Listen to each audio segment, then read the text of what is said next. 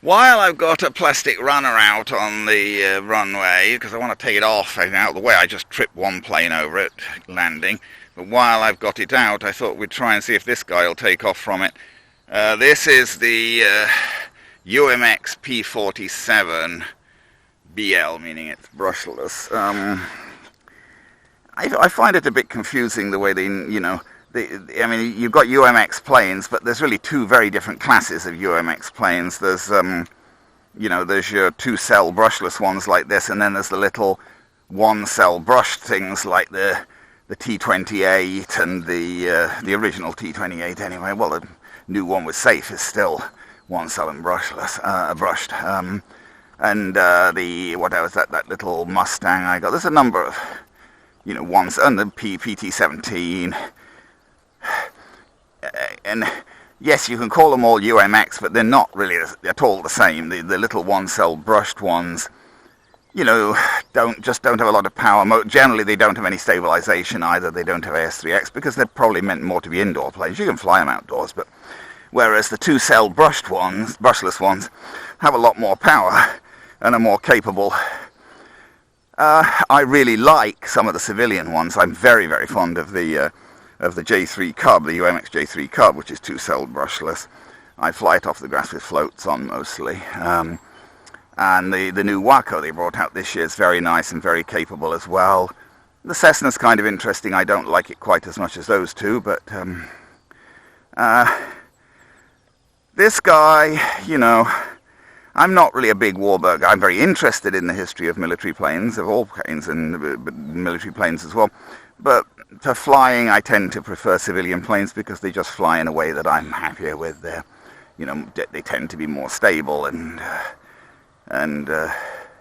also they're easy to see. This guy in particular, seeing him is one of his biggest problems. I find he's green on the top and grey on the bottom, and a kind of a low wing, well, almost a mid-wing configuration. Actually, it's not completely a low wing, and I find him hard to see in the air. When he gets a little bit away from it, it's hard to see his configuration. Anyway, we'll try and take him. I usually take him off a table. He's certainly wouldn't take off grass unaided. I'm hoping he will take off the runner. Famous last words, because he won't if I don't take throttle cut off. No, well, so he won't.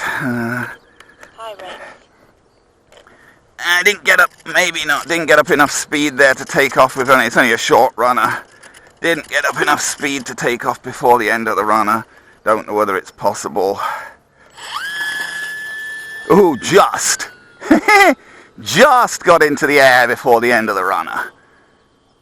Not a very terribly viable technique, though. You're better off with a table, I think, really. Either that or a longer runner. Yeah, I usually just put him on a table and pop him off, and you can get him up before he hits the ground. He'll drop a bit off. The table's even shorter than that runner, but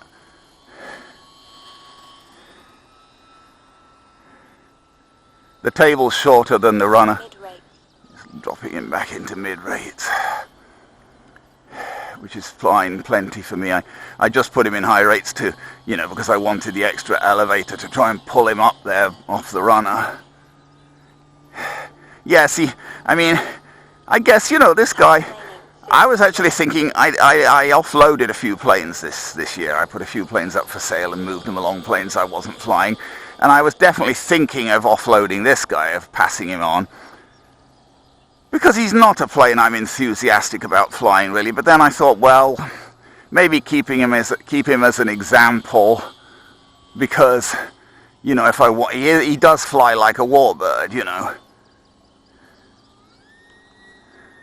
And if I want to,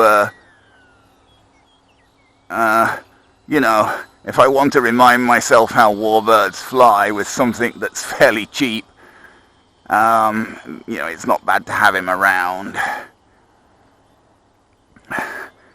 Nice visibility today now. The mist's cleared. It was very misty when I got here, but the mist has cleared. Oh, my hat's threatening to come off, which never helps. And with this guy, I do not want to take my hands off the sticks to put my hat back on properly, because you know, he's a bit touchy. He's not the sort of, you know, and he has AS3X, but no self-state, you know, no self-leveling mode. So I would not want to be taking my hands off the sticks to be putting my hat back on with this guy. He's not stable enough that I would feel comfortable doing that. But on the other hand, it's hard to look round. Oh God, my hat is totally falling off. Okay, so I either had to let my hat go. I had no choice there but to either let my hat go or take my hands off the stick. See, now I find it very hard when he's silhouetted like that. He's over towards the sun and silhouetted. I can't tell whether he's leaning left or right. Oh God, and I can't tell whether he's going towards me or away from me. See, I thought he was coming towards me then, but he wasn't. Need to get him... There we go. You see, I can't tell whether he's leaning left. I get him a little bit away from me, and I can't tell whether he's leaning left or right, or whether he's going towards me or away from me. Well, you find out eventually, of course, but it could be too late by then. I mistook left for right there, corrected the wrong way, and ended up with him going away from me rather than towards me. All started with trying to put my hat back on.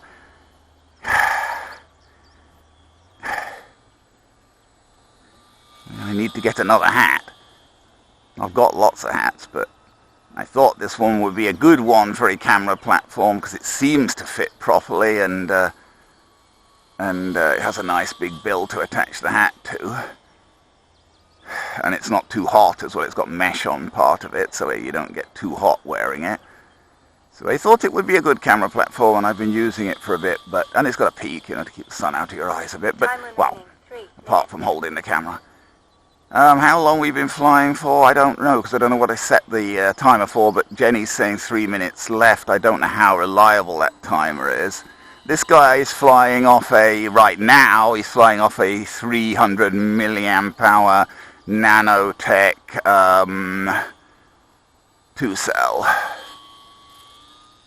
I got a few of these, and I got some flies as well, and a couple of E-flites. The E-flites, I think, are 280s, which is the recommended. Oh, I think he came with a battery. I don't know what recommended. I think this was when they were still giving you batteries with bind and fly planes. I think he came with a battery, but I think it was less than a 280. It was a 2-cell, but it was smaller. Okay, let's try and bring him in now. Enough. But that's not really bringing him in, is he? He's too high.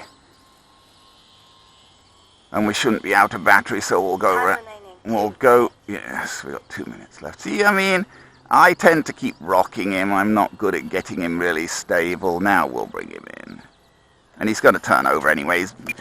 I can't do anything about that. Something this small is pretty much always going to turn. The only way I can stop these things turning over... There's the battery. No battery bay. Just blow the water and grass off the thing. No real battery bay, well, no door anyway. Just pushes in there and supposedly holds in with Velcro, so I never trust Velcro much, so I put a rubber band on it.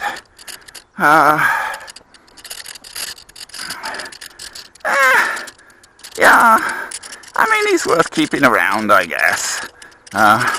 Lost it. He had a little foam spinner on the front of the propeller there, but then he lost that. But that's just the AS3X, which you can't turn off. It's just always there. Yeah, he's survived pretty well. He's had a couple of crashes. You can see, it's not surprising he's had a couple of crashes the way I fly him, but and you can hardly see yes, you can see the cowling's a bit mangled there. And I think on the very first time I flew him, he lost this thing. That's just a piece of foam, a large piece of foam, and that got mangled and came off the first time I flew him. But otherwise, not a bad little plane, I guess. Not quite my type of plane, but, he's a good standard sort of example of a two-cell, UMX warbird.